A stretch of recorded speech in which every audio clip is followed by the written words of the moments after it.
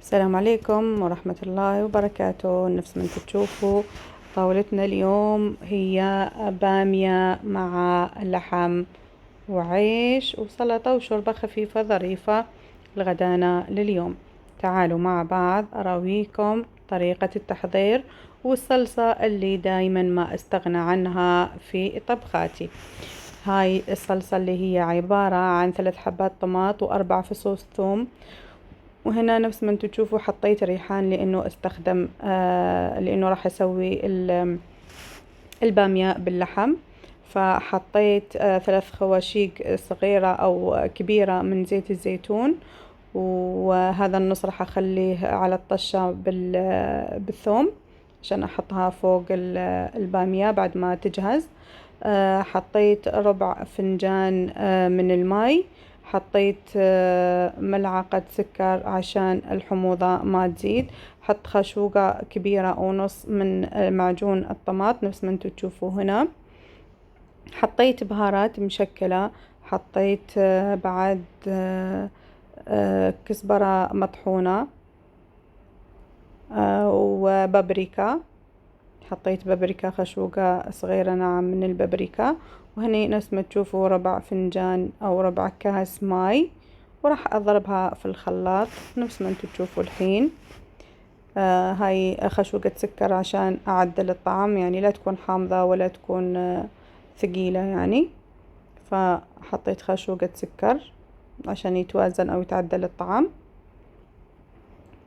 راح أضربها الحين في الخلاط كلها، وراح تشوفوا معي القوام اللي راح أحصل عليه، اللي يخلي دايما الصلصات أو المرق مال الطبخة اللي راح أسويها يعني يكون طعمها ثقيل وحلو.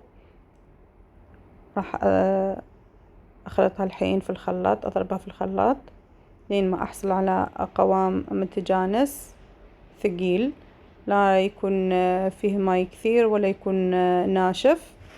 أنا خليته على هذا القوام لأنه أبغي أحصل على صلصة أو صالونة بامية يكون قوامها غليظ. وبعد هاي الطريقة تخلي الأكل يجهز بسرعة.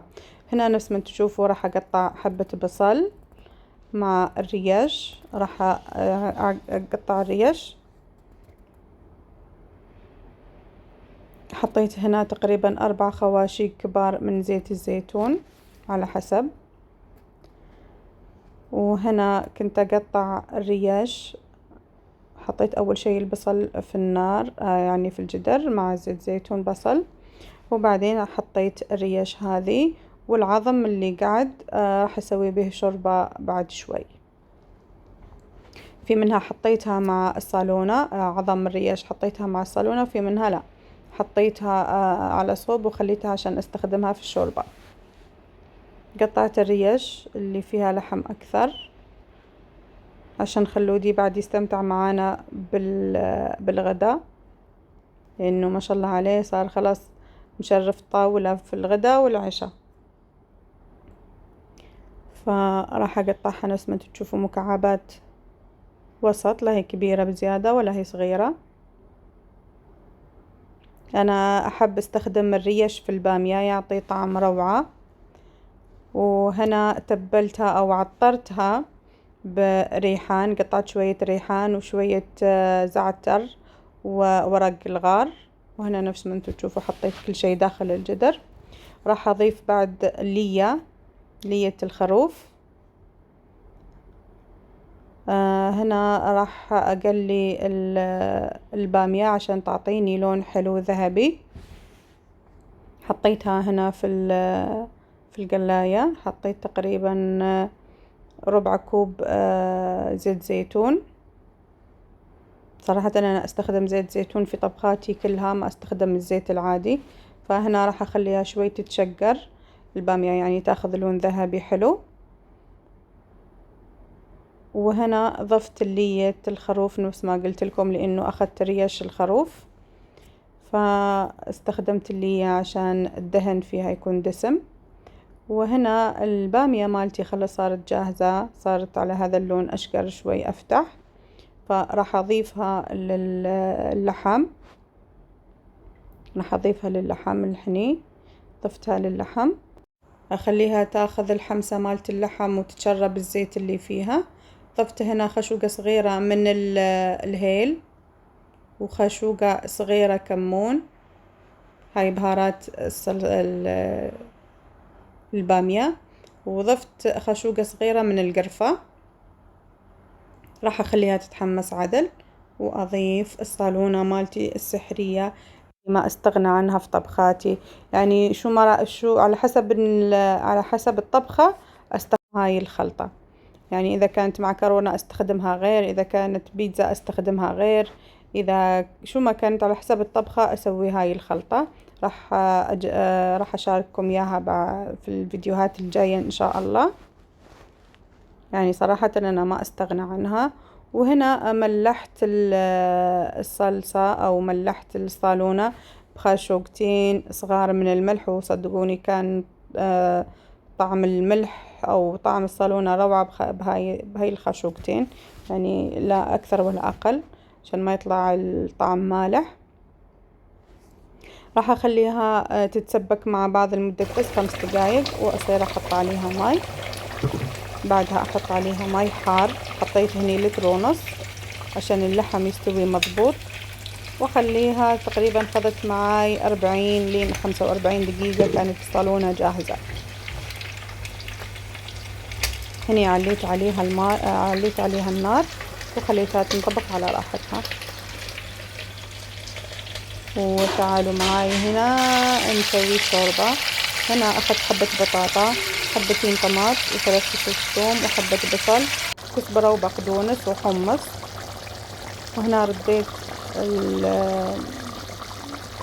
الصالونة مالتي خلص صارت جاهزة، راح أسكر عليها الحين. وهنا رحت وسويت السلطة اللي ما نستغنى عنها في أكلاتنا. وهنا سويت الطشة مالت البامية اللي هي عبارة عن ثوم وريحان. أخليها على النار على الزيت، يعني أحطها في الزيت، خليها تتقلى، وبعدين أرشها من فوق على الوجه. تشوفوها معي الحين في صحن التقديم. صراحة كان طعم وايد حلو، يعني أنصحكم تجربوها بهاي الطريقة. والبامية صراحة غنية بالفيتامينات والألياف، وهذا هو موسمها.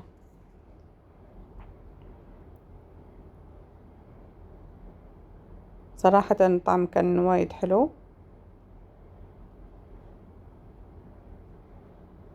وعجبتني الطريقة، فصرت أعتمدها دايما. أعتمد يوم أسوي البامية أعتمد هاي الطريقة. وهنا حطيت الطشة هذه أو القلاية، الثوم والريحان على وجه الصالونة بعد ما حطيتها أكيد في صحن التقديم. وهنا نفس ما انتم تشوفوا كانت هذه طاولتنا للغداء. صحة وعافية علينا وعليكم، واللي جربتها تخليلي في التعليقات كيف طلعت معاها. وإن شاء الله أشوفكم في فيديوهات جديدة غير، ونشارك مع بعض الوصفات إن شاء الله تنال إعجابكم في فيديو ثاني.